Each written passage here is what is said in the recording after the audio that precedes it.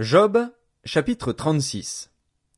Élihu continua et dit: Attends un peu, et je vais poursuivre, car j'ai des paroles encore pour la cause de Dieu.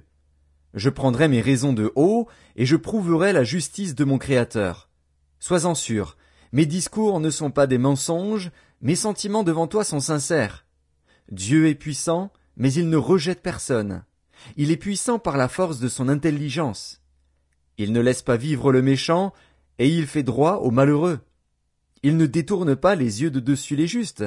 Il les place sur le trône avec les rois. Il les y fait asseoir pour toujours, afin qu'ils soient élevés.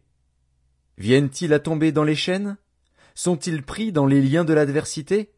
Il leur dénonce leurs œuvres, leurs transgressions, leur orgueil. Il les avertit pour leur instruction. Il les exhorte à se détourner de l'iniquité.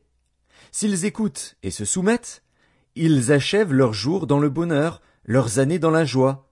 S'ils n'écoutent pas, ils périssent par le glaive, ils expirent dans leur aveuglement. Les impies se livrent à la colère, ils ne crient pas à Dieu quand il les enchaîne. Ils perdent la vie dans leur jeunesse, ils meurent comme les débauchés. Mais Dieu sauve le malheureux dans sa misère, et c'est par la souffrance qu'il l'avertit. Il te retirera aussi de la détresse pour te mettre au large, en pleine liberté, et ta table sera chargée de mets succulents.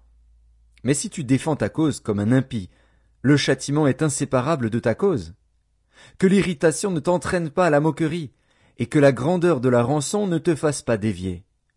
Tes cris suffiraient-ils pour te sortir d'angoisse, et même toutes les forces que tu pourrais déployer?